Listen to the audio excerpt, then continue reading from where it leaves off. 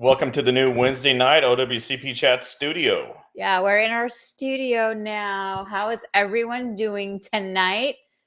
Okay, so as you guys are all hopping on, remember you can follow us on all social media platforms. We have LinkedIn at Gini Helms. We have YouTube at Wednesday night OWCP Chats with Chris and Jeannie. We have TikTok at Breaking OWCP Now.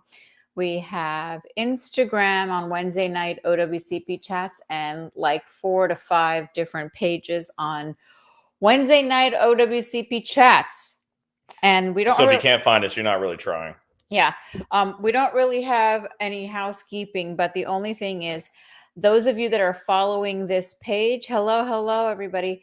Those of you that are following this page, make sure you go over to Breaking OWCP's page and follow that, because that's where our podcast is going to be launching from. So it's going to be Breaking OWCP Chit Chat with Chris and Jeannie. Yeah, so on the podcast, it's going to be a lot of fun.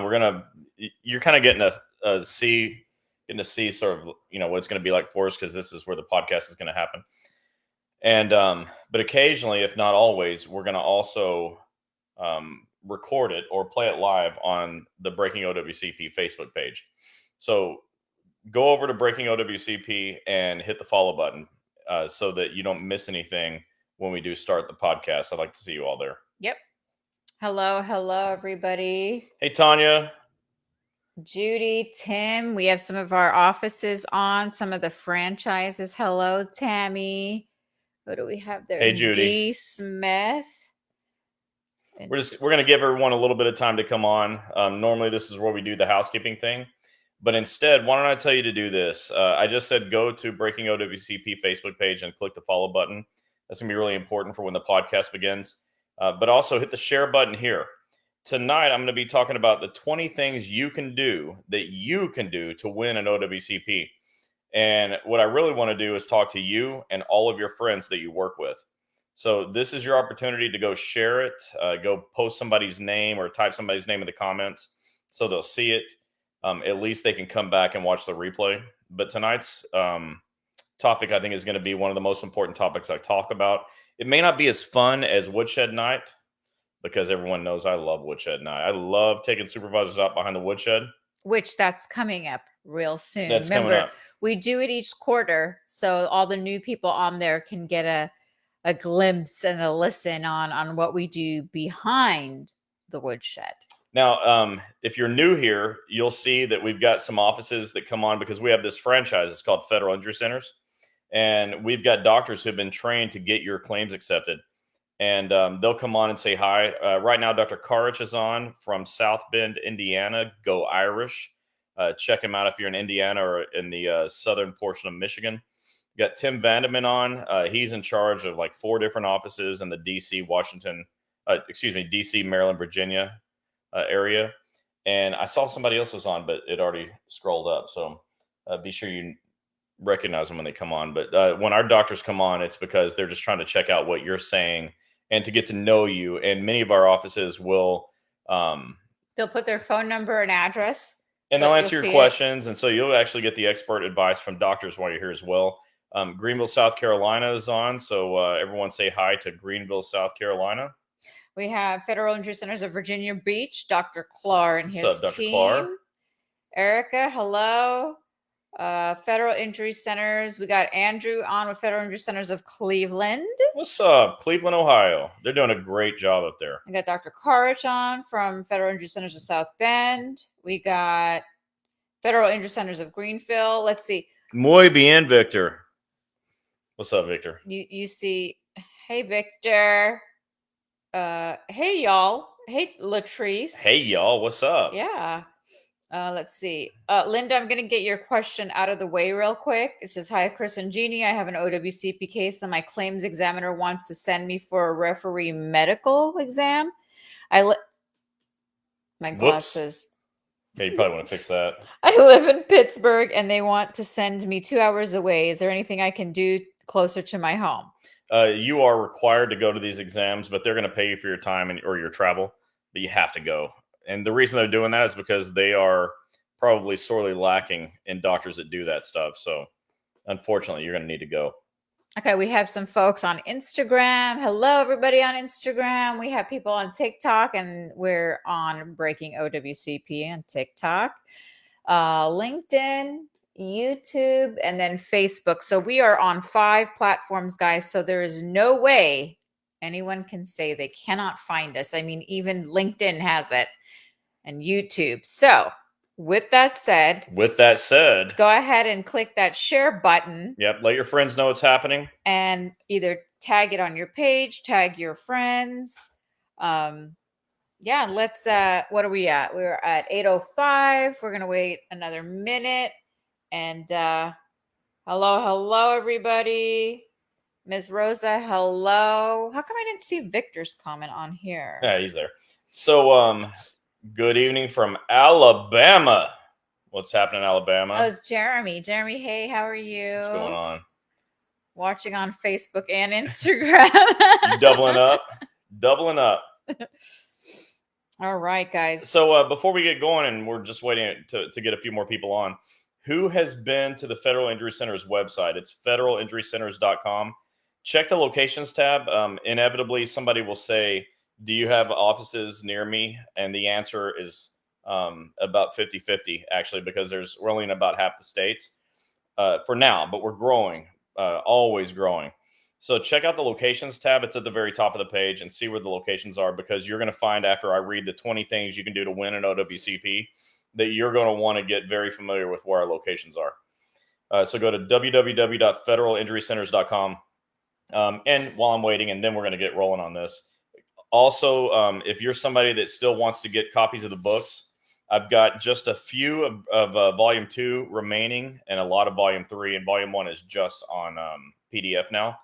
But you can go to www, because we have more W's than everyone else. breakingowcp.com. It's going to be that kind of night.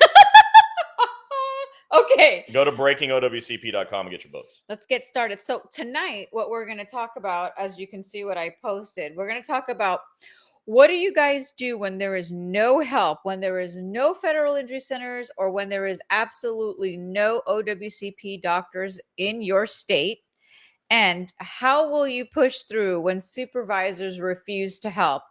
These are 2 questions we hear all the time, every day. There's not a day that goes by that somebody messages us and asks us that. So Chris has a list of like 20 things that you can do to help yourself with your claim when there's nobody to help you. Yeah, so these 20 things aren't optional. I'm going to read them, and I'll tell you they are in no particular order. They don't go from most important to least important, or vice versa. Right. I literally sat last night and I wrote these 20 things down. It took me about a minute to write them all down. And because I believe these are top of mind for me. These are the 20 things that you got to do. Every single one of these things. Do them all. We're, just, to say that I'm tired of something, that's like so overused, but I'm tired of seeing you go homeless. Yes. You struggle with money, struggle with supervisors. You can't find doctors, which is a problem we're trying to solve with our franchise. You're having all these issues, and it's like you're, continuously stuck at this red light, and you're not running the red light. I'm going to teach you how to run the red light and how to get things moving in your direction or in your favor. So let's start here. No running red lights. I mean, do what you got to do. Believe me, if I set a red light for too long, I'm probably just running it. And we live in Florida anyways, and guess what? Okay. Everyone runs red lights in Florida. So you can either write these things down or watch the replay. And I've already discussed with Chris to slow down when he's explaining it, so you guys don't have to hear him zip through everything. Wait, what are you saying? I talk fast? I watch your live Facebook every Wednesday and attend your training. Yes, you do. Yes, you do, Victor. And thank you for that. Tell all your friends, Victor. Okay, so in no particular order, let's go 1 through 20, and we'll talk about them. We'll pause and answer some questions as we go. But thing number 1, choose your own doctor. The number 1 problem people have is they go to the wrong doctor. I talk about it all the time, and some of you will probably roll your eyes and go, okay, you represent doctors. Of course, that's what you're going to say. Well, yeah, of course, that's what I'm going to say. We have doctors because it's your number 1 problem. And so that's the number 1 problem that we solve. When you go to the wrong doctor, you can't get a claim accepted. And that's because doctors don't know how. They don't know how to write these narrative reports or They don't know how to get paid. And so when they realize they can't get paid doing what you need, they will dump you.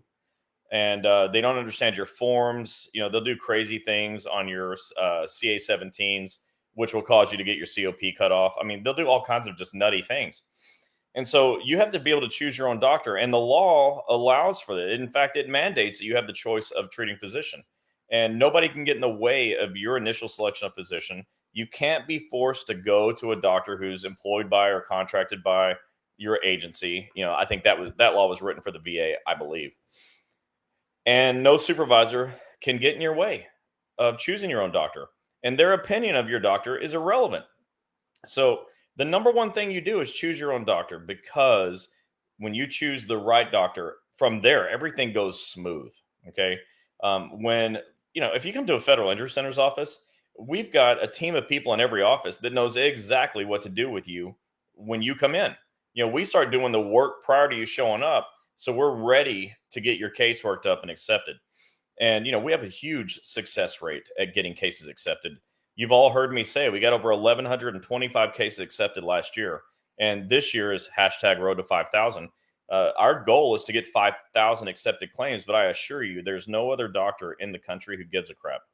And that's just the bottom line. So choose your own doctor.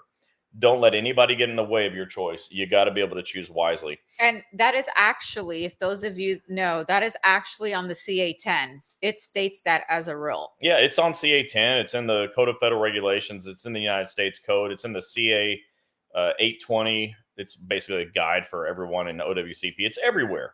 It's everywhere. You can choose your own doctor, and you should. Your supervisors, okay, they're going to say, you got to go to the urgent care. Okay, that's fine, but the urgent care is definitely going to get your claim denied, because generally you're not going to see a medical doctor, just a nurse practitioner or PA. And without an MD countersignature, all those reports are invalid. No stamps too, right? Because some people are saying that the stamps are not working. I don't know. Look, there's no rule that says you can't use a signature stamp. There is no rule that says you can't use a signature stamp. What you have is just like rogue claims examiners or somebody that's saying, hey, we're not going to accept the signature stamp. They're just giving you a hard time. Right. But what about electronic stamps? Every doctor now uses electronic medical records, and they sign things electronically. So what about electronic? Some electronic medical records say signature on file. Like, what is that? That's just standard procedure now for medical. But that was a good point. Be careful with signature stamps, but there is no rule against it. But choose your own doctor. The VA, you don't have to go to a VA doctor. They're world-class doctors, but they don't know how to help with OWCP. I've never seen a single VA doctor get a case accepted. Surgeons don't want this until the case is accepted. ERs are too busy to write the narratives. Family practice doctors, who we all love, they don't know how to get a case accepted. This isn't their thing, so choose wisely. So number one, choose your own doctor and choose wisely. Number two, if you have a CA-1 claim, demand a CA-16. The CA-16 pays all of your medical bills for the first 60 days, and you never, ever, ever have to pay it back, even if your claim is ultimately denied. The 16 gives you the ability to get help without paying money out of your pocket on a CA-1 claim that you weren't expecting to get hurt today. So get a CA-16 and don't be behind the gun as far as how do I pay my medical bills. When you have a CA-1 injury that's filed within 7 days, you have a right to a CA-16. So demand a CA-16. The CA-16 will prevent you from going broke getting help so you can get better. That one's simple. Write this down, CA-16, critically important. I'll go to, union conventions and ask for a show of hands, who's ever heard of a CA-16? It's shocking to me the number of people that have never heard of it. But it's kind of good, because now that we've been training a lot of you, especially with APW, because they keep inviting us back every year, which is awesome, because new rules, new laws. Thank you, APW. You guys are great. Thank you. That just happened. Yeah. When I had a brain fart. When we're there, and I mean, literally, as the years go by, then the people are starting to know what a CA-16 is, and they're completely like blown out of the water when they actually know that there's supposed to be one. Yeah. So demand a CA-16. And if your supervisor says, I never heard of that, go to federalinjurycenters.com, go to the OWCP forms tab, and print the CA-16 and give it to them. There is no excuse for this. E-comp tells them to get a CA-16. The law tells them to get a CA-16. You got to get a CA-16. Don't let your supervisors get away with telling you no. And there's nothing in the rule that says you don't get a CA-16 if the supervisor thinks that you're not injured bad enough. Okay, that's just crap. Don't allow this. The law says that they shall issue Form CA-16. Shall is absolute. Okay, so get a CA-16. So that's number one and number two. Number three, elect continuation of pay on a CA-1. Because you're going to go ahead and report in time to get a 16, you're also reporting in time to get COP. The other thing that I see for people is that, they delay getting their injuries reported. They lose their ability to pay for the healthcare because they don't get a CA-16. And then they lose the ability to be off work and get paid. And so people say, I can't take off of work, but I can't work because I hurt. I can't get help because I don't have the money, and I can't work to get the money. And if I go to work, I'm going to get worse. It's like this awful circle, okay? And so you have to report and get COP. Some people will say, well, if my claim's ultimately denied, I might have to pay back continuation of pay. And that is in the rules. At federal injury centers, I've never had a single person since 2007 have to pay back COP. We know how to avoid that because mainly we get your case accepted. But elect COP. Don't use your own sick and annual leave because you understand you don't have an infinite amount of that. It's going to run out. So COP is good for 45 days of time off. I mean, who understands that in 6 or 8 weeks, you could be better already. You could be all the way back to work. And if you had a CA-16 and you had COP, it didn't cost you anything and you were able to get paid. So choose your own doctor, get a 16, and get COP. These are really critical things. And I said these are in no particular order, but I think there's a reason I made those number 1, 2, and 3. Because if you just do those things, generally everything else is going to work out. If you just do those things, you're not worried about money, you're not worried about how to get paid, and you got a doctor who knows what they're doing. And life is a lot more simple that way. And so you got to do those 3 things. I want to read a couple more, then we'll answer some questions. Next, this one is avoided almost all the time. And so we have a form in our office to not allow you to avoid this. And it is write your own personal detailed statement of what happened. Regardless if it's a CA-1 or a CA-2, write a statement as to what's been happening with you if it's a CA-2 and what happened if it's a CA-1. Where were you? What time was it? Who saw it? What happened?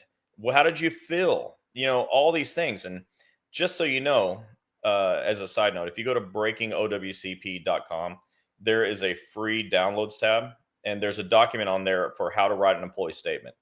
So go get that. Okay. Get these free downloads and learn how to write your own statement. But if you do that, here's the value of it.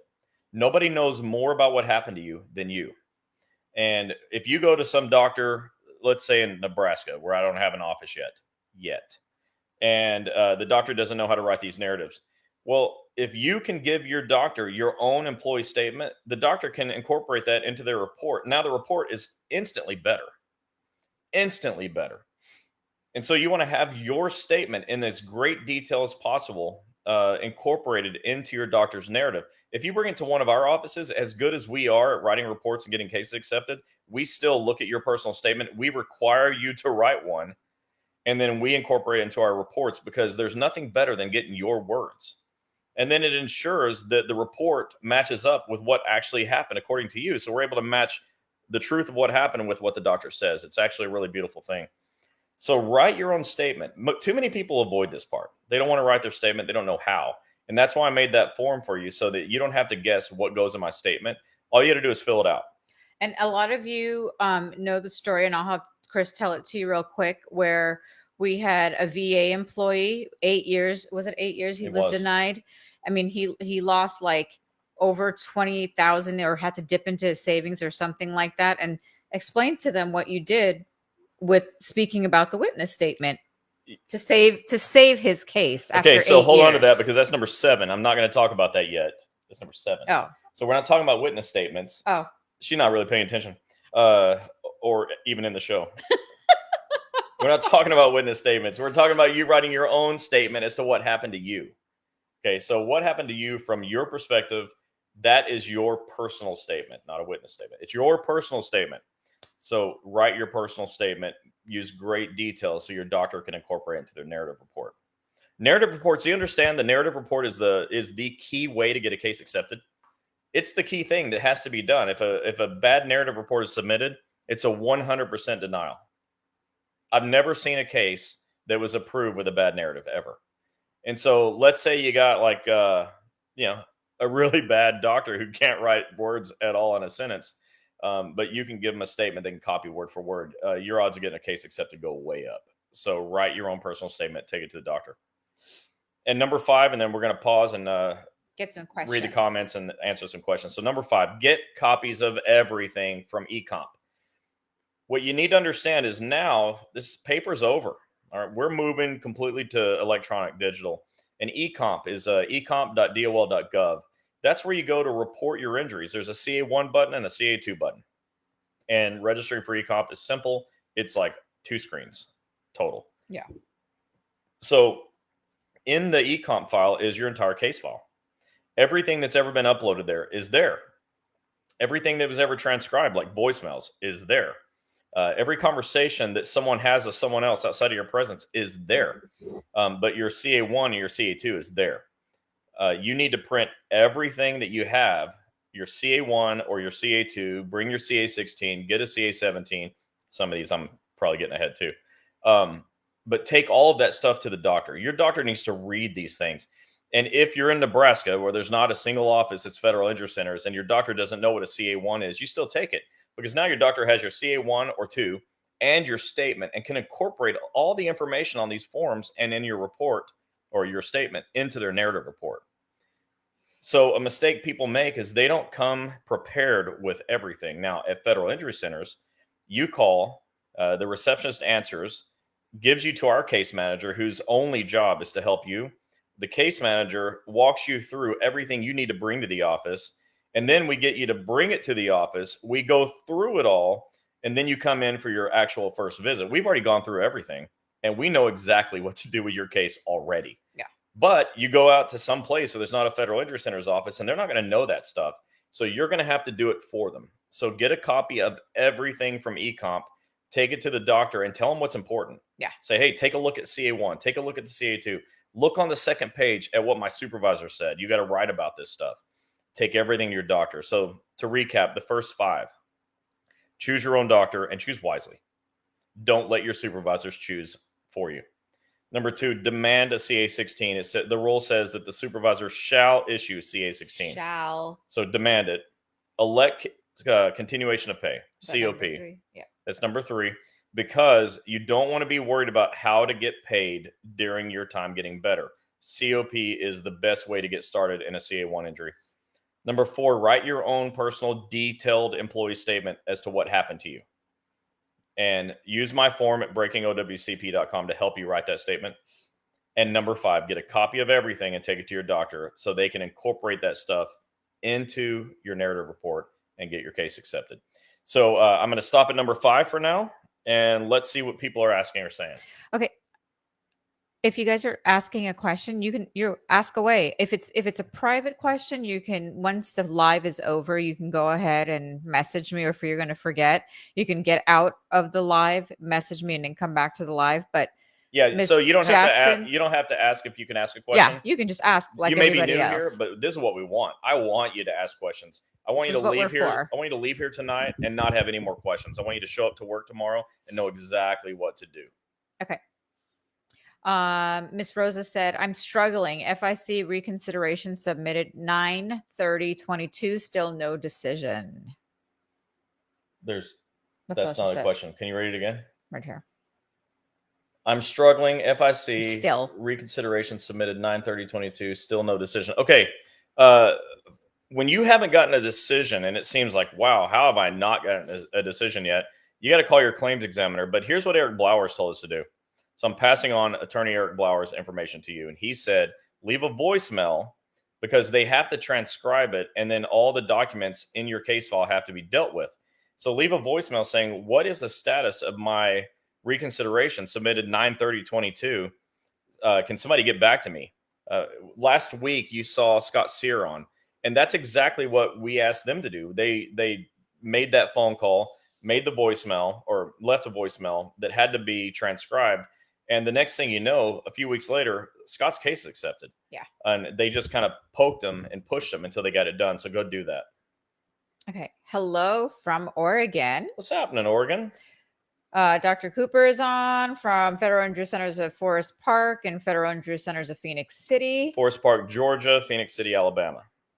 Tom and Ariel Lanford. The problem I have with choosing my own doctor was they didn't want to deal with DOL. Yeah. How do we get around this? I guess in California, DOL doesn't like to pay their bills. Okay, let me just handle that. That's not the case, actually. It's not that DOL doesn't like to pay their bills. DOL is indifferent in paying bills. Yeah.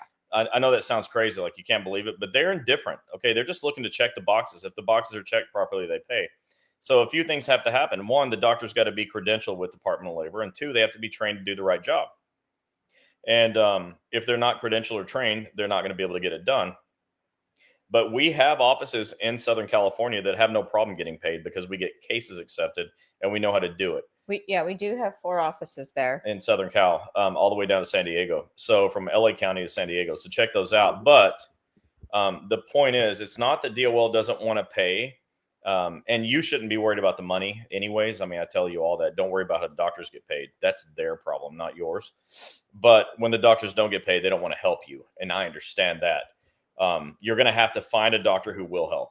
And I know that sucks, especially in California. If you go from like the middle of the state all the way to the northern part of the state, there's no help. You know, you got to make a serious long hike to get to an office that wants to help you. But that's the deal. You just got to go find someone else. Lonnie Duke says California is a challenge as the state only requires reports to be written using the AMA 5th edition. So you're talking about impairment ratings. In California, state law does require for state work injuries to get a 5th edition, but the federal workers' comp requires a 6th edition. And almost nobody wants to do those. Dr. Snowden. What's up, Dr. Snowden? Oklahoma City.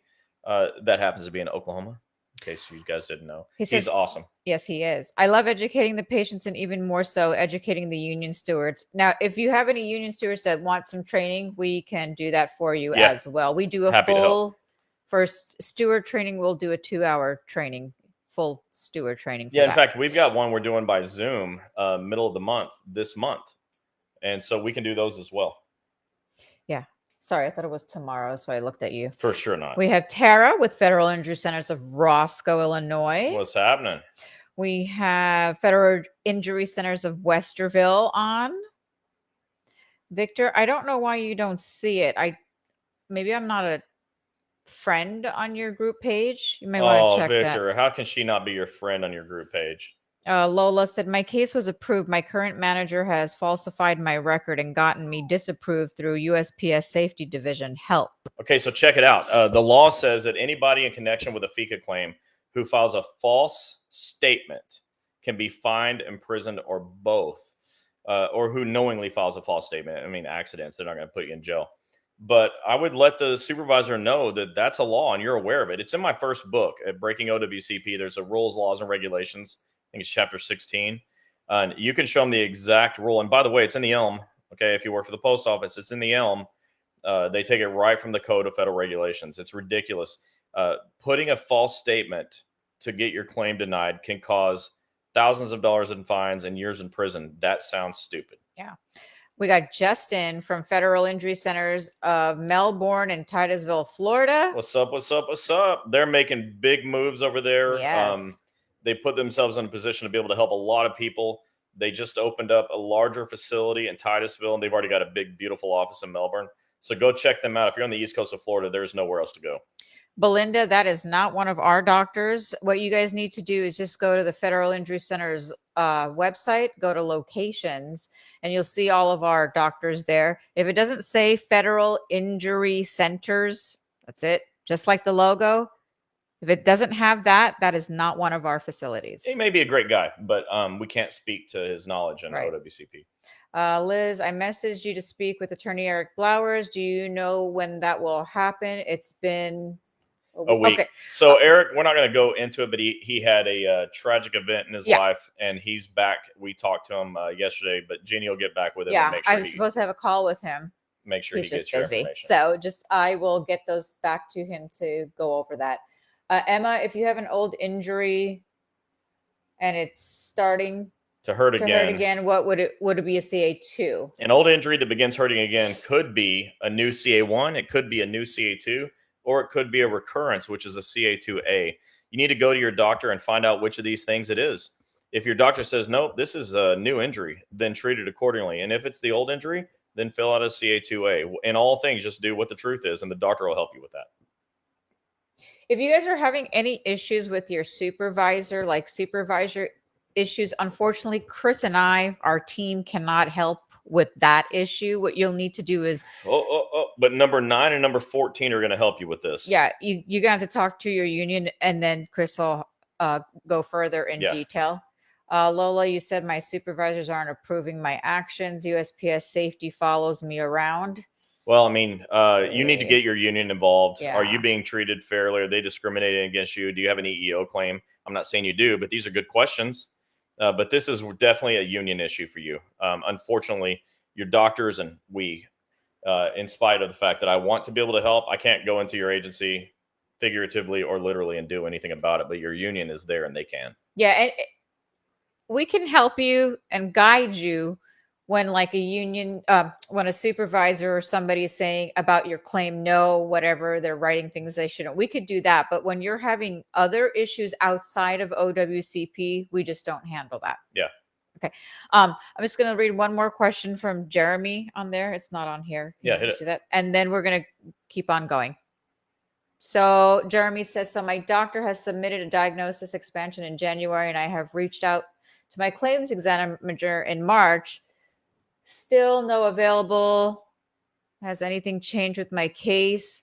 What's the next steps I take to get my claim upgraded? Just like I said earlier, you're going to have to call your claims examiner and leave a voicemail. If they don't answer, they have to transcribe that, and you have to request them or their supervisor to, get back with you and let you know what's going on. This is going to get annoying. There are no rules that specifically say when your claims examiner is supposed to deal with things. And there's a lot of you and very few of them. I'm not cutting them any slack here. I'm just saying, like, you have to acknowledge that and then figure out what you're going to do. In this case, you need to go and leave a voicemail for them to transcribe and tell them to call you back and let you know what's going on. Okay. So, yeah, I know, Victor. Supervisors know stupid visors. Yes. Stupid visors. Okay. And if you like the word stupid visors, go to breakingowcp.com. We have gear. And get the shirt and the coffee mug. I'm sure your stupid visors would love seeing you drink coffee out of that mug at work. All right. Those of you that are hopping on, hello TikTok, welcome. Hello Instagram, hello LinkedIn, hello Facebook, hello YouTube. Hello, everybody. So our topic tonight is, what do you do when there is no doctor and no help for you in your state? And, how do you get the help with your claim? And Chris is going over it. If you're just hopping on, you'll have to watch the replay to see what the first, was it 5? No, I'll recap them here in a minute. So the 20 things you can do to win an OWCP. The first 5 were just quickly: choose your own doctor, demand a CA16, elect continuation of pay, write your own personal detailed employee statement as to what happened to you, and then get copies of everything to take to your doctor from eComp. So number 6, get a CA17. This is omitted too often. Supervisors don't want to do it, sadly, too often, and that's against the rules. You need to get a CA17 from your supervisor to take to your doctor so the doctor can write restrictions. Now, here's the good news. If you don't have restrictions, you go back to work. And if you can go to work with some restrictions, maybe your supervisors will work with you. But you need a CA17 because this form, it's called a duty status report. It will protect you physically when you're on the job. If you're having issues physically, the doctor can restrict those so that you can do the things that won't hurt you and not do the things that will hurt you while you're busy getting better in therapy or surgery or whatever you need, so that you can get back to full duty. But get a CA17 duty status report. It's simple, but too many supervisors don't want to give it to you. So write this down. There's another form called an OWCP 5C. And all forms that I mentioned, you can get at federalinjurycenters.com. We have a forms tab. Just go print it out. Is it there, or is it on Breaking OWCP? It's on federalinjurycenters.com. The CA17 and the OWCP 5C are both there. But if they won't give you the 17, you can go print these things from my website, and the doctor will fill it out for you. Number 7. So she mentioned this earlier. Get a witness statement. Yeah, I want him to tell the story so you can understand how important a witness statement is. He's going to tell the quick version. Yeah, so we met Gilbert at the VA several years ago. He had been injured 8 years prior. There's something about 8. I don't know. But he was injured 8 years prior. His claim was denied the whole time. He was able to do his reconsiderations, keep the thing alive. Met him. The way he hurt himself is by lifting a person into a golf cart and driving the person to the front door at the VA hospital. Well, he picked the person up, hurt himself. They were denying because he got hurt way in the back of the parking lot. And it was basically his word against theirs. And I met him, and what we determined is we got to find this patient that he picked up. And we said, if this guy's still alive, I'll bet you he'll write a witness statement. So they were able to find the guy based on looking in the records of the day the guy was there 8 years prior. Thank God they kept the records, right? Because healthcare keeps records. Yep. And the guy was happy to write a statement saying, yeah, he picked me up and he hurt himself. He grimaced and, fell or whatever the statement was. But because of the witness statement, his claim got accepted after 8 years. 8 years later. So on box 16 of the CA1, it says witness statement. And too many times, in fact, most of the time, it's empty. You don't get witness statements. And people are scared to be a witness. But the truth is the truth. You don't have to be scared to tell the truth. Just tell the truth. So when there's a witness, get a witness statement. And if it's too late and the CA1's already turned in, it's okay, even if it's 8 years later, to get someone to type it up or write it down, and you can e-comp that witness statement. That witness statement is going to help you because it's someone else saying, I saw it happen. All right. So number 7 is get a witness statement. Do not avoid the witness statement. It's too important. And people will say, well, I don't want to be in trouble by my supervisor. Listen, the supervisor has very limited options on an OWCP claim. They can pull all the crap they pull, but they can get in a lot of trouble. And it'll be up to you to cause them to get in trouble when they do the things that they're doing that they shouldn't be doing. So get a witness statement. If you're friends with someone at work, be a friend, okay? And remember, one day it could be you. And if it's you, you want to have a witness statement. So be a witness. Do what it takes to help people out. Yep. So get a witness statement. Number 8, don't delay anything. We have too many people that say, well, it hurts a little bit. I'll just wait and see if it goes away. Or like I say, rub some dirt on it. The rub some dirt on it technique is the most damaging thing in OWCP. Too many people say, maybe it'll just get better. It'll go away. Yeah. I'll feel better later. But then guess what? You don't get a CA16 because you missed a deadline. Or you can't have COP because you missed a deadline because you said, I hope it gets better. And hope is not a strategy. And it didn't get better. So you're still having problems, but you missed some deadlines. Okay. And so now number 2 and number 3 here, you can't have. So don't delay anything. Let's talk, about the 2 things, or, what number is it? Deadlines. Number 12 coming up is going to be about deadlines. So I'm not going to jump into that too early, but don't delay. The purpose of don't delay, okay, the 8th thing here is to tell you when you're hurt, immediately report. Immediately, right now. It says on the CA10, report as soon as possible. What the hell does that mean? Now. It means now. Right? Okay, now is the soonest possible time to do anything, right? I say it all the time. Many of you have heard it. So don't delay anything. That's number 8. I'm going to tell you something. I could stop at number 8 right now, and if you did the first 8 things, you're going to be in good shape. Things are going to go well. But then I wouldn't be able to say what number 9 is. Number 9 is forget your supervisor's feelings.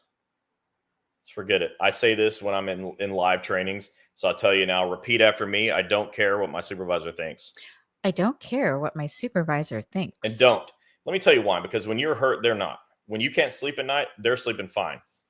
God forbid you should get in a car wreck tomorrow and die. They replace you the next day. We say it all the time, guys. This is caring about supervisors' feelings. I'll tell you what, as soon as they care about yours, you can think about caring about theirs. But ultimately, this is your life. And the laws were built to protect you and penalize them if they hurt you. And so don't worry about them. Oh, they're going to be mad at me if I report my injury. Who cares? I'm really struggling not to use my bad words tonight, just by the way, especially when I talk about supervisors. This is why we only do it every quarter. Forget your supervisor's feelings. I don't care what my stupid advisor said. That's exactly right, Victor. I think that's really important because too many people make bad decisions because they're worried about what someone else thinks. You're the one that's hurt. It shouldn't matter to you what anybody else thinks, but definitely not your supervisors. They are not there to help you, right? You help yourself. So screw them. We don't care what they think. And then I'm going to say number 10, and then we'll get some more questions, okay? Mm-hmm. So number 10, always, always tell the truth. Always tell the truth, and here's why. There is only one law that I can think of, and I know all the laws. There's only one law I can think of that will penalize you in OWCP, and it's if you write a false or fraudulent statement or file a false or fraudulent claim. I never see it. I've never seen any of our patients ever at any of the offices we've ever had. I've never seen someone do this because generally I think you guys like your jobs enough to at least want your benefits at retirement. But the truth is, always tell the truth, because it's the only way you can be punished in OWCP is if you don't tell the truth. And as long as you're telling the truth, it doesn't matter what anybody else does. You're telling the truth. You're going to be okay. So number 10 is always tell the truth. Be accurate and be truthful at all times. So number 6 was get a CA-17. Number 7 is get a witness statement. That's box 16 of the CA-1. Number 8 is don't delay anything ever. Do everything now. Now is the soonest possible time to do anything. 9 is forget your supervisor's feelings. And when I wrote forget, you have to know that there was another word I was thinking instead of forget. But forget your supervisor's feelings. And number 10 is always tell the truth. And that's my policy anyways. Always tell the truth. You don't have to remember it because it's true. All right. So I'm going to pause there. We're halfway through my list. What other questions do we have that have come up since? I'm laughing because Victor is so funny. I can see the comments over here, and Victor's having a good time with this one. Victor said, in Tampa, there's new 3 handsome doctors. That's what Gini Helms posted. I did say that. They are handsome doctors. Oh my gosh. Yeah, I know that. So I saw that. It's way out there. Kevin goes, forget your supervisor's feelings. Put that on a t-shirt. Coming your way, Kevin. Trust me, that's going to happen. That's a good idea. And Ron, everyone say hello to Ron Speakman.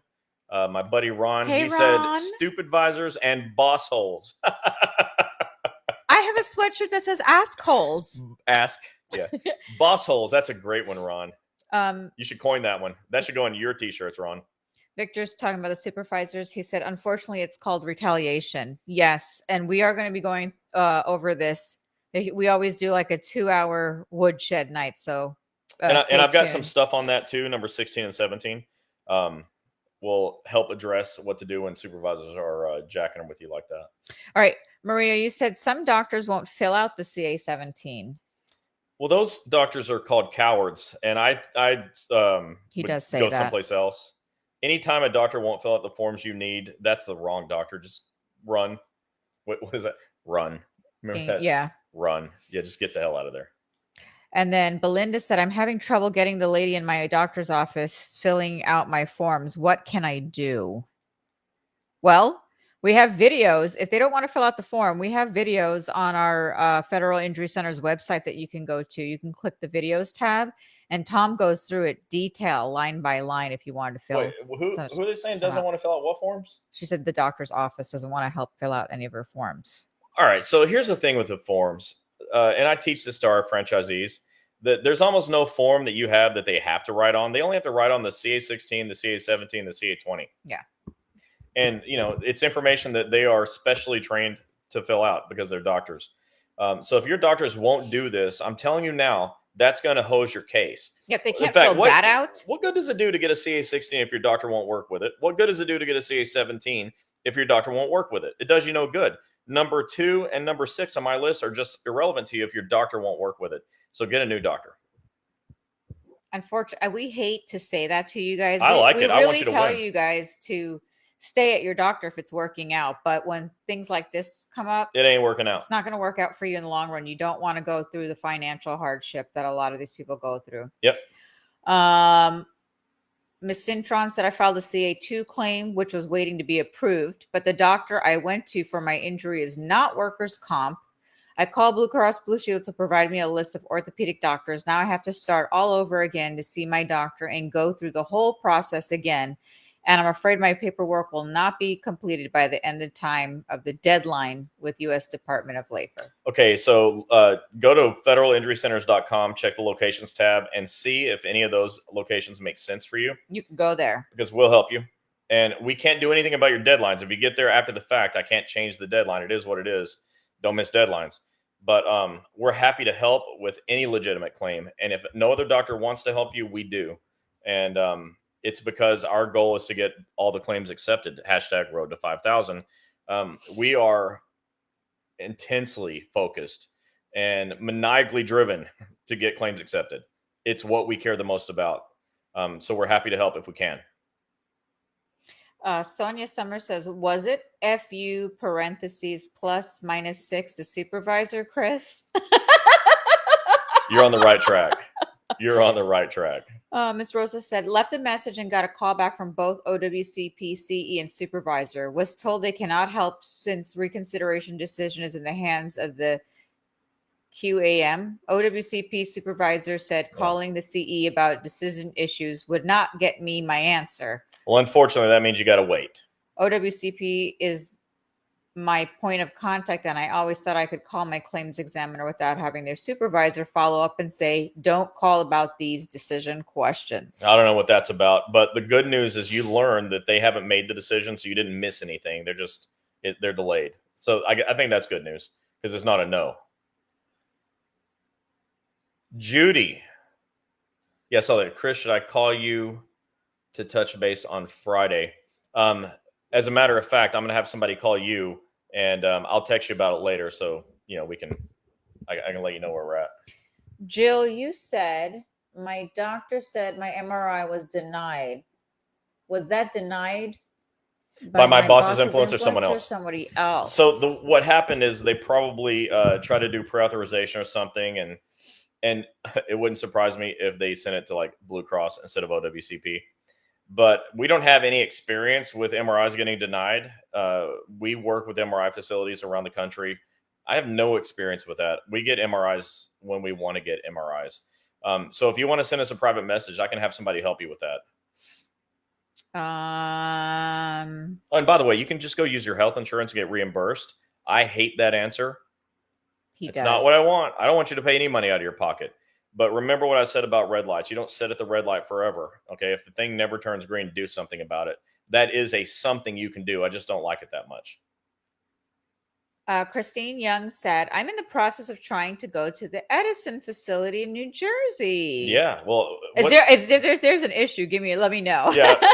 What is it about trying to go? What does Yoda say? There's no try. There's either do or don't do, right? So if you're having a hard time getting in, let me know. Yeah. We'll help you. Belinda said, this is my forms that are being sent to work comp. She is one of the one that does work comp forms. Now, with that being said, it's not the same one that was there when my injury happened. I'm not sure what all that means. She was having that problem with the doctor's office girls filling out her paperwork. They don't want to fill it out. Yeah. They're having a hard time. New doctors, please. I'm going to take that comment out. Hold on. What else we got? Ron said, for all that are new here, Chris is the leading national OWCP expert. FIC will get you squared away. I love y'all. And Chris, let me know when I can be a guest on your podcast. By the way, I know I'm behind due to so many interviews, but Ron's podcast, which is coming out soon, called Fed Up, he said will be dropping this month. Fed Up, and yours truly has been interviewed on there. I'm really looking forward. I told Ron not to send me a preview of it. I want to be surprised like everyone else at what I said in the interview.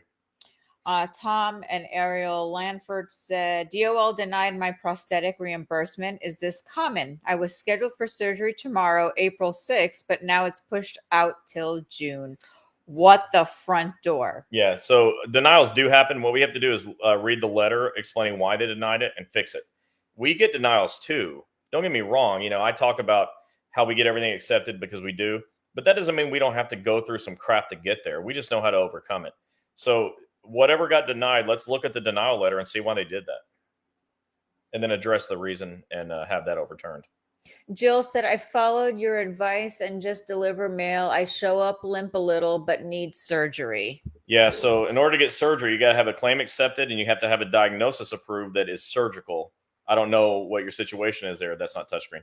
I don't know who wrote this. Rosie and Chris Helms are here to provide the correct OWCP That's Victor. information. It is up to the employee to do the right thing. Don't delay. And OWCP claims all. Yes, he's absolutely right about that. She's over here touching the screen, trying to move it. My other screen is touch screen. So is this not one? This one's not. Oh, I'm like, I could have just left it and let you try it, but we don't have time for that. Dr. Dorfman, what's up? We're gonna say goodnight. What's up, Dave Dorfman? Hey, Greetings Doc. from Melbourne and Titusville. Look, if you haven't seen Dr. Dorfman yet, you're really missing out on some of the best things in life. This is one of the nicest guys that I know. He is not allowed to not be my friend because I like nice people.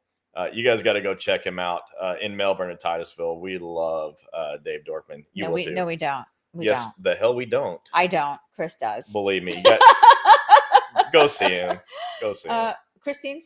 Christine Young said, no, I already spoke with Cynthia and I'm filling out the paperwork and I just have to switch doctors to the OWCP doctor. Awesome. And I'm going to be dealing with switching doctors too. Well, welcome to Federal Injury Centers of Edison, New Jersey. Yeah. It was so funny. Chris and I were just talking about that today. And we want you guys to know that a lot of the times we're doing these open houses, and we did like one almost every week last year, and have a convention was we were never home. And once 3 people showed up to an open house, that was not awesome. So we are so you guys understand why we're not out there till our offices get about 50 patients, then we'll come out.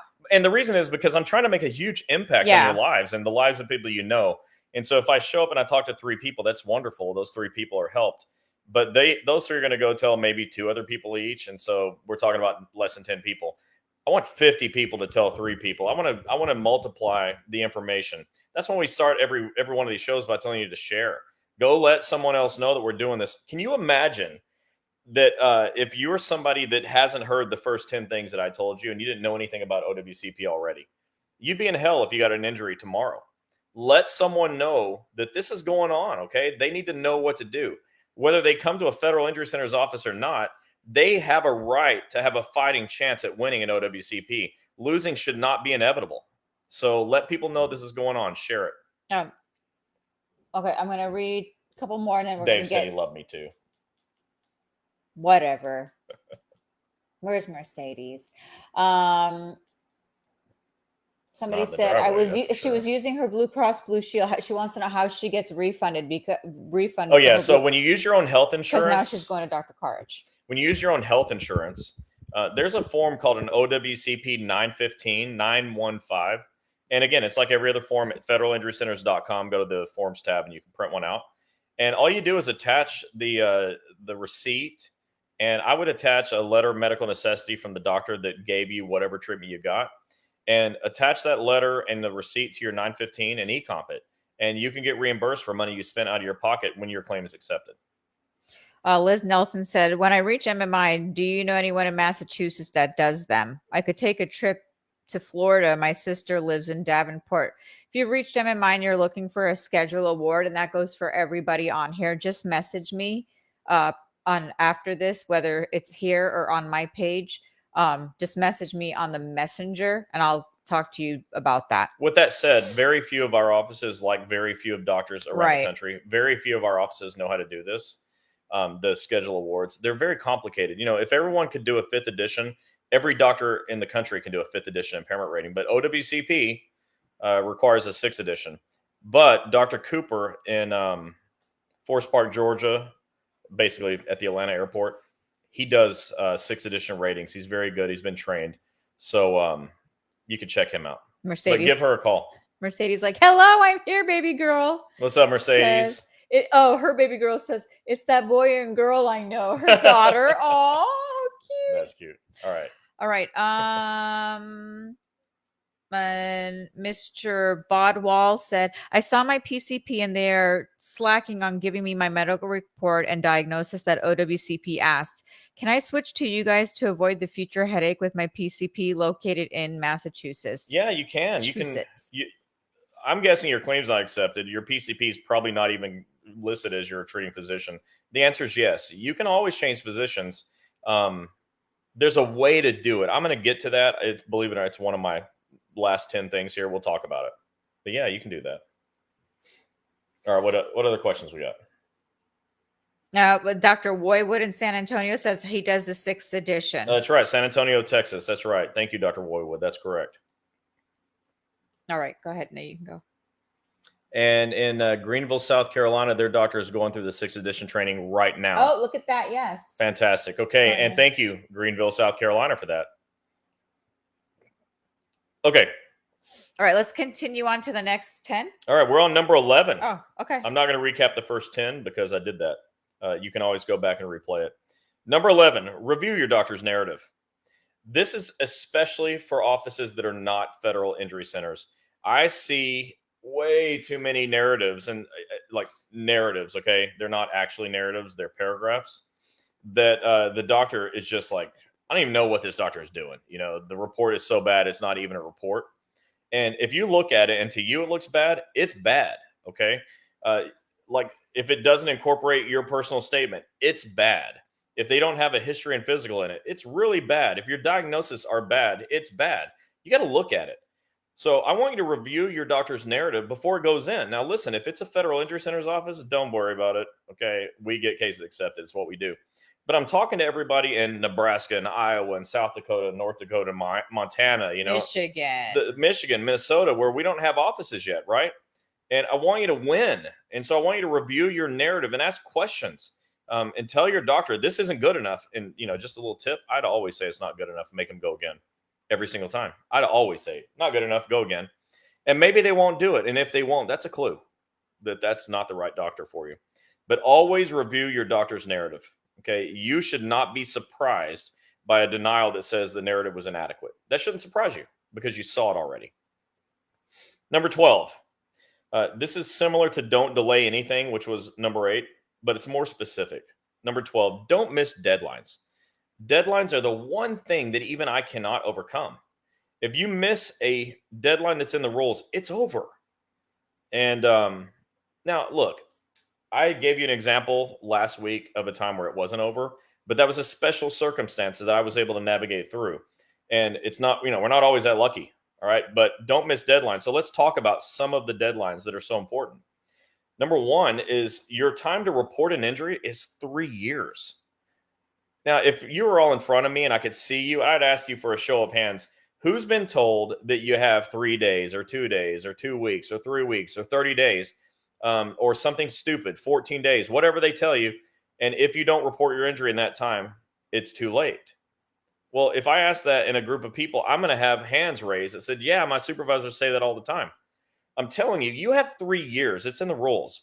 And again, if you want to see the rules and you should put this and download it to your phone, get the first edition of Breaking OWCP, the first volume that is.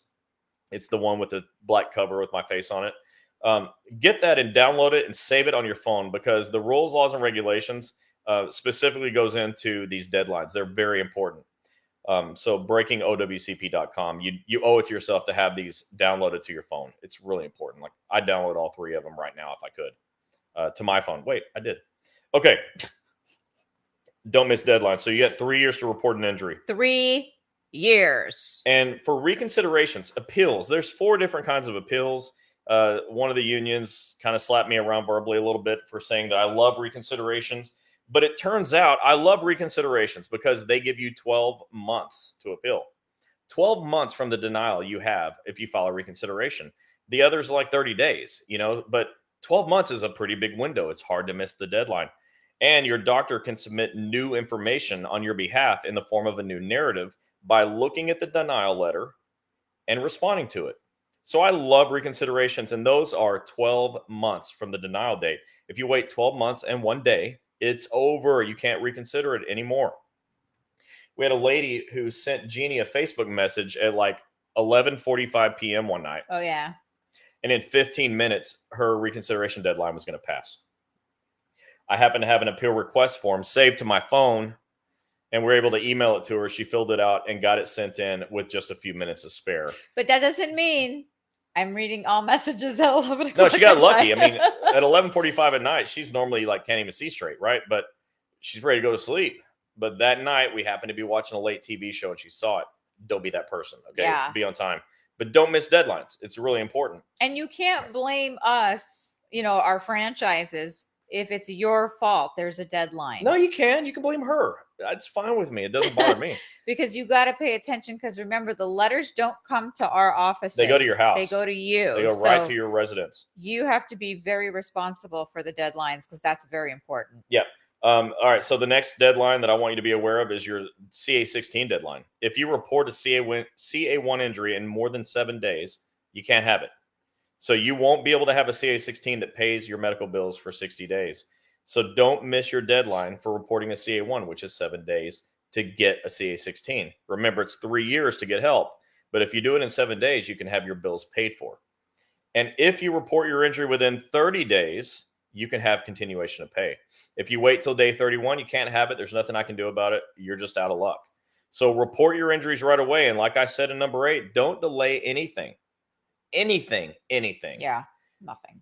Don't miss deadlines ever. If you miss deadlines, they're almost impossible to overcome. So don't do that. That was number 12. Number 13. I say this when I'm live, teaching this in front of live people. And that is the surest way to get paid is to clock in. The surest way to get paid is to clock in. To not have to jump over any hurdles or through any hoops to get paid is to be on the clock, okay? Because federal payday laws govern that. They have to pay you when you're on the clock. So number 13 is go to work ASAP. As soon as humanly possible, get back to work. Tell your doctor you want to work, and make the doctor prove to you that you can't. Because if you can get back to work with restrictions and they'll allow it and you can clock in, you get paid. And you don't have to worry about all the nonsense of turning in CA7s and getting the right documentation and e-comping it. You don't have to do all that because you're on the clock. Yep. And so I'm not suggesting that you go to work and get yourself hurt. If your doctor says medically don't work, then don't work. If your doctor says medically you can work with the following restrictions, then try to go to work with those restrictions. That's going to be really important. And the next one I'm going to say is going to help you with that. Number 14 will, but 13 is go to work as soon as possible and clock in. Do what it takes to get back to work so you don't have to jump through hoops to get paid. We're talking about how to help you win in OWCP. Well, one of the ways that it's easier to win in OWCP is if you're not stressed out about money. Yes. If you're stressed out about if you're going to get paid and am I going to be able to pay the rent or mortgage or my car payment or my son's or daughter's student loan payment, you're going to be a wreck. And people that are in, a nervous wreck or they're anxious or stressed out, they make bad decisions. Yes, they do. And so what I'm telling you is get back to work as soon as medically possible and clock in. Okay. I don't want you worried about money. Just like I want you to get COP so you don't have to worry about how to get paid in the beginning. I want you to get to work and clock in as soon as you can medically so that you don't have to jump through hoops to get paid, because LWOP is just not a walk in the park. You can ask people on here. You don't just automatically get the LWOP. If you miss something, you're going to wait till the next pay cycle to get paid. Yeah. And number 14 is get union help. And I didn't put it down at the bottom of the list because it's less important. It's just when I decided to write it. But I think that union help is one of the most important things you can do. Too many of you don't get involved with your unions. You don't know who your union reps are. I'll teach this when I'm in these live trainings. I'll tell people, there's a shocking number of people who don't know the names of their union reps. And I tell the union reps in the room, like, it's your responsibility to go get known. Go shake a hand and tell somebody I'm here for you. I'm your union rep. I'm here to help. But I'm telling you to get help from your union. I have the utmost respect for unions. I love unions. I love union presidents and vice presidents and secretaries and treasurers and stewards. I love stewards. I love stewards, and I love stewards. I think union stewards are the backbone of the union, and they are the thing that can help push your case through to a win. When your supervisors are giving you a hard time, your union steward can have your back. And I really mean that. Okay. And I'm not, somebody once said, oh, you're in the back pocket of the unions. I'm like, I don't know if they're in my back pocket or if I'm in theirs, but I know this, we work together. My offices can get you to the front door of your office to work, but your union rep can keep you there. And so when there is a law violation, your union rep can enforce it. They're very important. Okay. And I want you to get to know your union reps, get involved with your unions. and let people know what's happening. And whenever you're having a problem, go seek somebody out and get help. If you have somebody that can be in your corner and have your back, it makes your life easier. Yeah, and this is why we emphasize that we tell you guys we do a full 2-hour training for stewards. We obviously we can't come out just for 3 stewards. We like if everybody in that craft, and sometimes the other crafts allow the stewards to come on in, but this is what we're doing. Like now that we're in April, now we can say it, next month, May, we are going to train AFGE steward coal and mine guys, and then we're going to be heading to Sacramento for APW state convention. So we do these things. So and there's a Florida one coming up, and then there's and then there's the Florida APW convention. So we do not only do union conventions and just regular union meetings, but we'll do steward training as well. And we do Zoom trainings as well. Like in a couple of weeks, I'm doing a Zoom training for Homestead. Florida, down in South Miami, and we'll do that too when I'm available. We'll sit right here and do this thing and talk to your unions and answer your unions' questions by Zoom. We're happy to do it. There's no excuse for you not to have this information. All you got to do is come here or invite us there. We're happy to go. Yeah, and the reason why I just brought that up because Chris is saying that the stewards are the backbone. Absolutely. So this is why, and we know this. It's actually worked.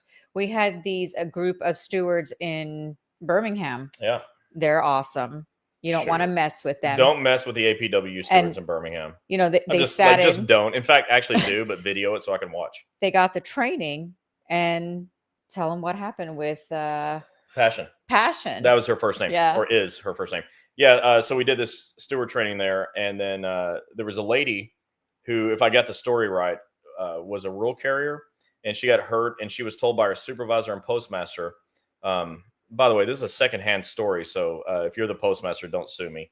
I'm just repeating a story. But what happened is they told her the best thing to do from after getting hurt was to resign. And so the steward, Passion, she called and said, "Hey, do I have this right? We have to call OSHA, among other things, right?" Said, "Yeah, 1-800-321-OSHA, give them a call." Well, I think that worked because I'm pretty sure that postmaster and stupid advisor don't work there anymore. But I can't confirm that, but that's what I've been told. So the stewards can be very, very powerful. Can you close that dialog box at the bottom? That's annoying the hell out of me. And then I got to fix this so it doesn't happen anymore. Okay, so 14 was get union help, and 15. I talked about this a couple of weeks ago, limited duty assignments. You got to understand the roles on limited duty assignments because your supervisors are saying, here's your limited duty offer, and you have 2 days to get it back to me. Well, the rule says, as I said a couple of weeks ago, that they have to send a copy of that limited duty offer to the claims examiner. The claims examiner affords you 30 days with which to show your doctor and make sure that it is safe for you to do. So make sure you understand the limited duty assignment. You show it to your doctor. And if it doesn't match your restrictions, you have your doctor write a letter explaining why it does not match your restrictions. Explain medically why you can't do the jobs they want you to do and give it back and tell them to rewrite this thing. One of our friends is here watching, and her supervisors keep giving her the same damn letter over and over and over. And so, the doctor, it's one of our offices, has got to do a better job of explaining why that limited duty offer doesn't work. And so you've got to be very careful that you don't go back to a job that's going to get you hurt. But the other thing about this is you also have to understand that when the limited duty assignment does match your restrictions from the doctor, you have to do it. If you don't do it, they can cut off your benefits. So don't just stay home. I've seen too many people that said, I'm just going to stay home, or they'll have a CA-17 where the doctor said they can work, but then they stayed home and then they call me and say, can you get me paid? Well, I can't get you paid. The doctor said you could work and you didn't work. Exactly. So number 13 was go to work as soon as possible and clock in. And number 15 is pay attention to your limited duty assignments and make sure they match your restrictions. And when they do, go to work and clock in, So that was number 15. I got 5 more. If there's a few questions, we can answer them now, and then we'll finish this thing up. Okay. So you're asking Tom and Ariel, asking about how do you schedule steward training. So the official invite must come from a union official. Preferably like a president or somebody that's in charge of organizing your union meetings. Yeah. We love that you want us there, but out of respect for your local, we need to have an official invite. Because I just don't crash the party. You guys have important business. I've attended these meetings. You have very important business you got to deal with. and I'm going to take up about 15, 20 minutes of that time. So I need to be invited officially. Yeah. So you need to have somebody email me at Gini@federalinjurycenters.com. That's GINI. A full full state convention training is 3 hours long. We'd like a booth. We set up our books. We give away books and a whole bunch of free stuff. And then Chris trains for 3 hours, and we ask for a projection and a projector screen. That's it. No charge. But for steward trainings, it should be at least more than 15 stewards, because we have to fly to where you're at. I mean, there may be only 15 stewards. Yeah. So you just have to let us know. But that's why it's probably better if we do those by Zoom. Yeah. And that's perfect because everybody can do it from home. Rich Ray is a good friend of ours out of Staten Island, New York. And when I first met him, we did a 3-hour steward training from 9 p.m. to midnight. From a hotel room in Texas. It was so fun. Yeah, it was great. I can't wait to do another one, Rich. So they're probably having their meeting. They're having their meeting tonight. Okay. So he's not even hearing me. But anyways, we can make things happen if you want them to happen. Yeah. Mike Joseph said, Chris, what happens if they filed MMI and then did a schedule award and you had surgery after MMI? Does it affect surgery anything? after MMI. Does that affect anything? No. But the good news is if you get worse throughout your life, you can adjust your schedule award and get more money. But no. So the deal is, if surgery could help you get better, then you weren't at MMI until you had surgery. So if you got an MMI before surgery, that doesn't really make sense if surgery can make you better. But you can refuse surgery and you're at MMI. Okay. But it sounds like you got a schedule award and then had surgery that could make you better. That's just, it's kind of backwards. They're not going to come and get your money back though. Okay, let's keep going. Okay.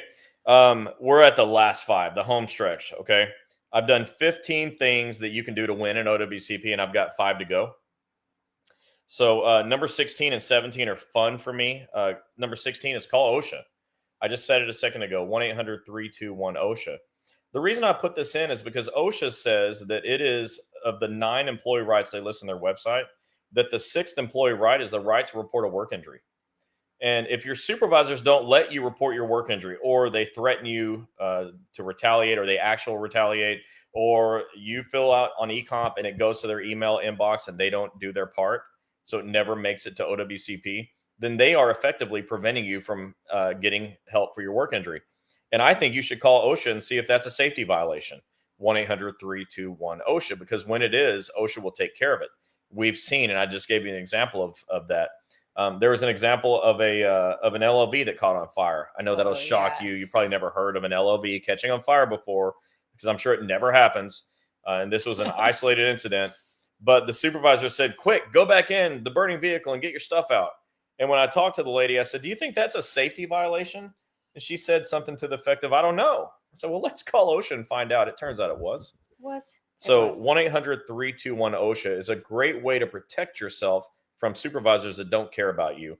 And remember, number 9 is forget your supervisor's feelings. So we don't care what they think. Repeat after me. I don't care what my supervisor thinks. I don't care what my supervisor thinks. But when your supervisor tells you something stupid, like quick, go back into the burning vehicle, maybe call OSHA, okay? Because we're not going to put up with that crap. Number 17, and this is my favorite of the whole list of 20. If you know me, you already know what I'm about to say. File a grievance. File a grievance. File a grievance. File a grievance. File a grievance. File a grievance. Did I make myself clear? He said file a grievance. File a grievance. And I'm serious. When the supervisors break the rules, file a grievance. When they violate the contract, file a grievance. I once heard, I think it was Manny from NALC. I got to hear him speak live, I believe, in Chicago. And powerful speaker. And he said something to the effect of, if you give an inch, they take a mile, right? If you allow them to impede on your contract next time around, what's going to happen? So I'm not a union expert, but that made a lot of sense to me.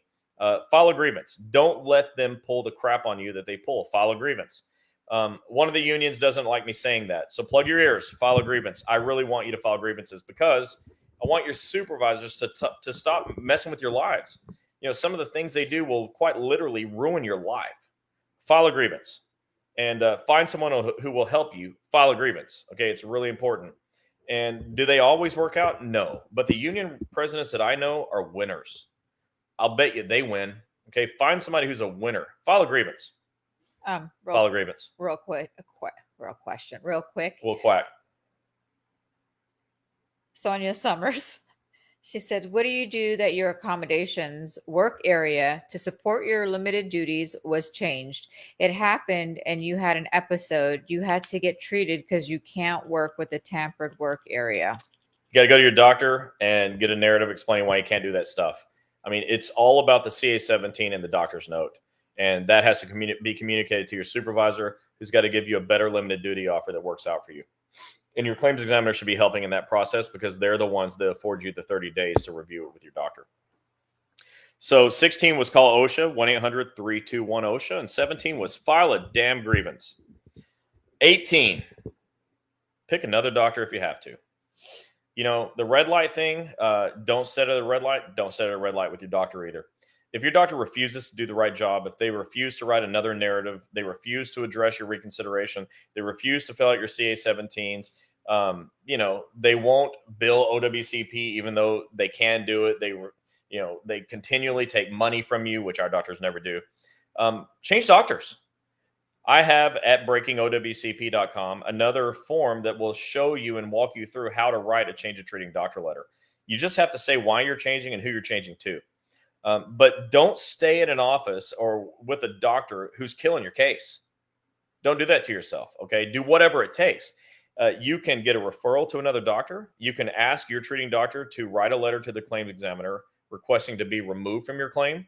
And you can request a change of treating doctor, or you could just freaking go to another doctor and see what happens, okay? We never have claims examiners tell us, you're not the treating doctor, you can't help them. Never happens. Never happens. Don't stay with a doctor who refuses to do the right job. Okay, that's number 18. And shameless plug, go to federalinjurycenters.com, check the locations tab, and see if there's a doctor that makes sense to you. And you can call them directly. Number 19, use the rules, laws, and regulations to your benefit. Use the rules, laws, and regulations to win in OWCP. You have to know the rules, the laws, and the regulations. I keep saying, check out the first book that I wrote, breakingowcp.com, for the rules, laws, and regulations chapter. It's powerful. You download it and save it to your phone, and anytime your supervisor tells you something that's crazy, you can say, yeah, but what about this law that says you shall give me a CA-16? What about this law that says I have 3 years to report my injury? You need to have instant access. You don't necessarily going to memorize these things, but if you know where to find them, and I believe, like I said, it's chapter 16 of that book. If you know where to find the laws, the rules, and the regulations, then you have a fighting chance.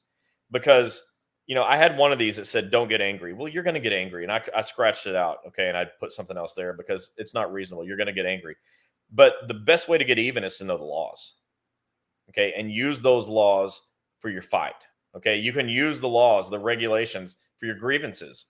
Understand the rules, okay? That's what we're doing here, by the way. So each week when you come to Wednesday night OWCP chats, I'm going to teach you about some of the rules. A couple of weeks ago, I taught you about limited duty assignments and what the specific laws are for that. But you need to understand those and have those at your fingertips in case you need them. So use those rules, laws, and regulations. And number 20 is very special to me. Okay. And if you saw Scott last week, you understand why. But number 20 is never, ever give up. Yes. Never give up. It's the way, just like I told Tammy, who's Scott's mom, okay, in the very beginning, I said, if you never give up, I'll never give up. And I say this to everybody that I talk to. If you won't give up, I won't give up. Our doctors won't give up. We'll keep fighting for you as long as you keep fighting for yourself. Never give up. And I said number 18 was pick another doctor if needed. If that doctor gave up, it's time to leave. Mm-hmm. Okay, but don't give up on yourself. If you will follow these 20 things, at the end was never give up. If you'll do these things, you're going to win at OWCP. It may not happen now or overnight or tomorrow or next week, but you will win. If you do these things and you never give up, you're going to win. You'll get your case accepted. You'll get paid back for your time. You'll get reimbursed for your mileage. You'll get reimbursed for money spent out of your pocket. You'll be able to go back to work and clock in, and you can make it to retirement. Yep. Okay. Everything can work out great for you if you do these 20 things. I think what I'll do tomorrow is I'm going to post this list right here at Wednesday night OWCP chats. I'm going to just post a list. There won't be any details behind it, but I'm going to post the 20 things so you can have them. And I recommend that you print them out and go hang them in your break room. Hang them with one of my brochures, by the way. Let people know what to do. Remember, there's too many people that are not here tonight. Too many people that have never heard of us before. There are far too many people that next year are going to say, I wish I would have known about you last year. Yep. And those people are not going to get the benefit of these 20 things because they didn't hear it.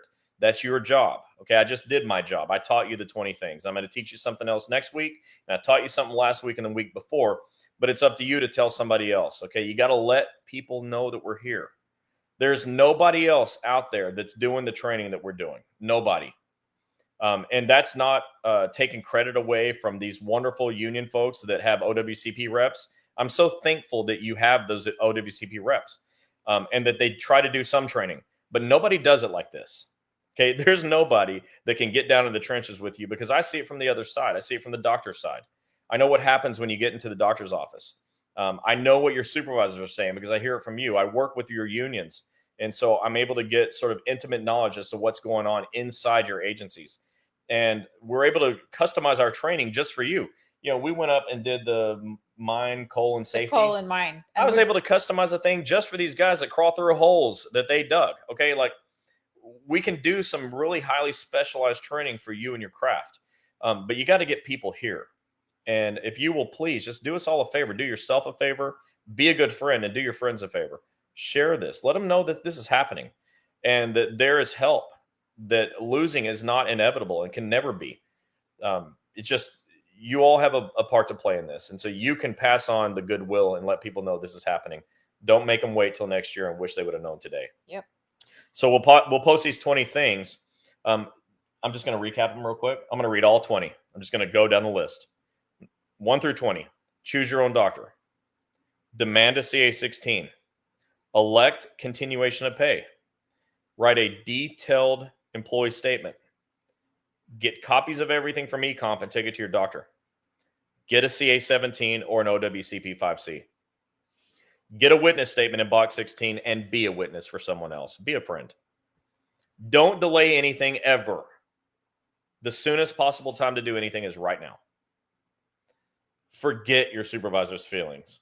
Forget your supervisor's feelings. Always tell the truth, no matter what. Review your doctor's narrative before it goes in. Unless it's a Federal Injury Center's doctor, you don't got to worry about it. But there's no excuse to have a crappy narrative go in and you didn't know it was happening. Don't miss deadlines. You have 3 years to report an injury, 12 months for reconsiderations, 7 days to get a CA-16, and 30 days to get continuation of pay. 13, go to work as soon as medically possible and clock in. Yep. It's easier to just go and clock in than to have to jump through hoops with LWOP. But not if you're like broken. As soon as medically possible. Number 14, get union help. Know who your union reps are. Yeah. Get involved with your union. Have them in your corner. Let them have your back. Get union help. Limited duty assignments. Don't avoid them. Show up for them. Make sure your doctor reviews them. But when you're able to accept your limited duty assignment so you can go to work medically and clock in. 16, call OSHA to protect yourself. 1-800-321-OSHA. 17, file a damn grievance. Because there's nothing better in life than filing a damn grievance. That's what I'm told. Number 18, pick another doctor if needed. Don't stay with a doctor who refuses to do the right job. Get the hell out of there. Number 19, use the rules, laws, and regulations to your benefit. All right. You can use it to, I don't want to say fight, but for lack of better words, fight your supervisor's nonsense. And number 20, never give up. Never, ever, ever give up. It reminds me of that Jimmy Valvano or Jimmy V. Never give up. I mean it. Never give up. If you never give up, you will not lose. So follow these 20 things. I'll list the 20 things tomorrow right here on Wednesday night OWCP chats. All right, let's get back with these questions. Tom and Ariel Lanford said, man, I wish I knew you guys 2 years ago. See, Tom, tell somebody else tomorrow. Don't let that happen to someone else. Mike Joseph said, last question. If you have any impairment, are you now considered disabled, even partially? Not necessarily. Disability and impairment are two different things. So not necessarily. Sonia said, what is the difference between reasonable accommodation via limited duty? Well, a limited duty assignment very often will include a reasonable accommodation so you can do that assignment. I don't think that they are different necessarily, but sometimes they go together. Donna said, if I use one of your offices out of one's home state, do you have to keep driving or flying every month for visits to get a CA-17? Okay, I'm really glad that question came up because I was actually speaking with Ron about this earlier this week. Doctors are only able to help people who are in the state where that doctor is licensed. So doctors can't bill for things, for example, in Nevada if they're not licensed there, but they are in California. They have to be licensed in the state where you're at when they're helping you. That's a medical board rule. It's not the doctors don't want that. They want to be able to help anybody everywhere all the time, but they have to follow their board rules so they don't lose their medical licenses. Maria said, I drop your brochures everywhere. I think I may use them. Love you guys. Thank you, Maria. We love you too. Thank you so much for going out and letting people know this is happening. Judy Rapicki said, consider yourselves hugged and thank you for being you. We love you, Judy. Hang in there. Federal Energy Centers of Greenville said, thank you guys. Michael said, I sent a carrier to your Edison, New Jersey office and she liked the doctor. She is 3 hours away from the office. If she changes doctors, will she be reimbursed for a full day for appointment and travel? So the way this works, Michael, is when your claim is accepted, then you are eligible to be paid for up to 4 hours of your work shift to go to the doctor. That would be LWAP on a CA7.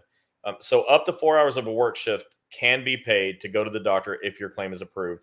And as far as mileage goes, you're going to be reimbursed for up to 100 miles round trip.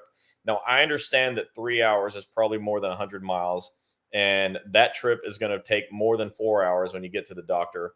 But the rules are the rules, and I understand it. If you could, if she could find somebody closer, I would suggest the closer office, even though that the Edison office is mine. But I care about you guys, and I want you to do what is in your best interest, not what is in my best interest. What's in my best interest is what's in your best interest. Okay. Some of you are probably going like, yeah, whatever. No, really. No, it's true. All I care about is what you need. And I'd like to know where this person is driving from so I can put it on my radar as to a place we may be able to put an office. So let me know where they're coming from. Yeah, because we have a new one coming soon. I can't remember. And then we're not going to mention it here because it's not all the way out. They're not trained yet. Yeah, and so we have another one coming in Jersey soon. Then we have the next one in Manhattan. Yeah, but we will. We're constantly updating our map of doctors. Yes. So you can go back and check on it. But we're also, we are also letting you know when a new office is ready to go. But let us know where she's starting from, so I can see if we have something close. Said upstate New York, Albany. We're working on it. Yeah. We are definitely working on it. Yeah. The closest one we got right now is Manhattan, and Staten Island is about to open up. Yeah. So, all right. So far, that's all the questions, which is, sorry we went over some time. Oh, I'm not sorry. And in fact, knew this is going to happen. Yeah. So I was actually going to say, if you're new here, these are typically hour-long shows, and the purpose of that is because we want to, don't hyperextend that thing, which is exactly what you're about to do. There you go. You can just leave it. It'll be okay. All right. We usually go an hour. But sometimes it's necessary to go longer because we want to get all your questions in. And sometimes the topic has to be more thorough, So if you're new here, it's typically an hour, but we've been known to go 2 hours because the deal is whatever it takes. And we do whatever it takes to help you. Go to federalinjurycenters.com. If you want to find an office that might be near you, that might make sense to you, go check that out. Go to breakingowcp.com. and download the books and put them on your phone so that you can put Breaking OWCP in your pocket. Yep. That's very important. You need to have the rules, laws, and regulations at your fingertips. That would be very, very, very critical for you if you've got a supervisor who, as I always say, is either dumb or acting dumb. But even the dumb ones act dumb. They don't even know they're acting dumb sometimes. Mamie, you said, what about Connecticut? Okay, so that's why we keep telling you. Well, number one, when the offices are going to be opening soon, you'll see I do posts on it. Offices opening soon. Go ahead and call and get scheduled. So you'll know through that. And if you miss it, you can always go back on our website on the locations tab to do that. To check if we have new locations coming. Yeah. Victor said Gini Helms Mangoes Orlando soon. Yes, that's a yes. That always sounds like a yes. That's always to me, a Victor. yes. Good night. Have all 3 books. They're great use to all of them. Thank you for your information. When can we get another center in North Georgia or East Georgia location? Whenever somebody becomes available. Yeah, so I'll end with this as far as locations go. We have what we have. I want to have 2 or 3 times as many, but we struggle with getting doctors to say yes. Dr. Cooper's in Georgia, and it took him like that much time to say yes. It made sense. But not everybody's But most of the doctors that I talk to say no because they don't want workers' comp. They don't understand how badly you need it. Dr. Cooper in Georgia understands how badly you need it, and he's all in. All of our offices are, but too many doctors don't care. And we have to struggle getting through the ones that don't care to find the ones that do. So with that said, we will see you guys next Wednesday. I'm going to have Chris take a look. We did ask you to comment on topics you guys would like us to educate you guys more on and do some training. So we're going to go ahead next week and choose something from that. I'll have Chris take a look and we'll go through that and pick a few of them. And then after that, again, we will be coming to Sacramento, California for the APW State Convention.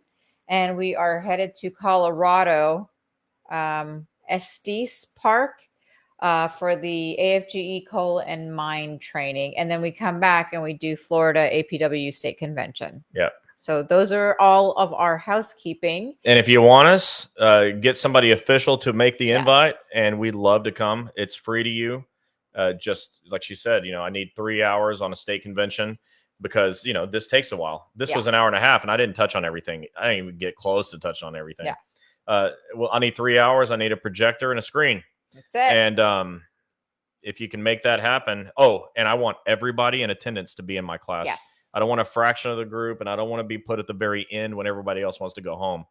I need everybody there because I want to make the biggest impact possible for the money you don't spend, right? It's free. And I want to make the biggest impact possible. It's not a sales presentation. Victor's here. He's been in my presentations. He'll tell you I'm not there selling federal injury centers or books. That's not the point. I'm there teaching, and it takes some time to do that. And I want to teach as many people as humanly possible. Yeah. So those are my, that's my criteria. Requirements. It's my requirements. And last but not least, don't forget you can find us everywhere on social media: Facebook, YouTube, LinkedIn, TikTok, and Instagram. Yeah. All right. So lastly, don't forget, please do me a favor, a huge favor. Okay. Please go to Breaking OWCP on Facebook and follow it if you haven't already. Because when we start our podcast using this setup, we're going to be broadcasting the podcast among other places on that page. It will not be broadcast here at Wednesday night OWCP chats. We will be on Breaking OWCP. It's the Breaking OWCP podcast. It's called Breaking OWCP Podcast Chit Chat with Chris and Gini. They'll be, shorter 25, 30-minute topics. And we're going to have fun with it. But these are things, because it's a podcast you can listen to when you're driving. If you're a letter carrier, you can hear it, from your podcast app. You can listen to it. Like some of my offices, their employees say they hear my voice and they're going to sleep. That's bad. Because all the videos are me. For training the doctors and their staff. It's all me. And so, you can go to sleep listening to my voice too. And I'll make sure that I've got a really nice, soothing voice, radio voice. Do I have radio voice? I don't know. You sounded like it just now. But we're going to have some fun, but it'll be very educational. So go to Breaking OWCP on Facebook and follow it. And, while you're at it, on TikTok, on Instagram, go follow Breaking OWCP, because we're going to really be expanding that platform using the podcast so we can get to, more people and touch more people's lives. And we will be putting it out there. We'll let you know where we're putting it out. And check out Fed Up. Okay. Yeah. Ron Speakman's got Fed Up. He's going to be dropping that when he does. I'll let you know so you can go find it. And you can specifically look for my interview. Yeah. And Sonia, You don't have to worry if you're on Facebook, because you just have to go to the Breaking OWCP Facebook page and you'll be able to catch our podcast on there. Yep. And because we won't be putting it on Wednesday night chats or our personal page, it'll only be on Breaking OWCP. All right, so that's it. Yes, that's it, guys. It's been a fun hour and 34 minutes. I really appreciate it. Share, tell all your friends. I expect for all of your friends to be here next week when I speak about something I haven't decided yet. And don't forget, if you're a union official, don't forget to invite us for your state convention and steward training. Have a good night, everybody. All right, good night. See ya. Bye.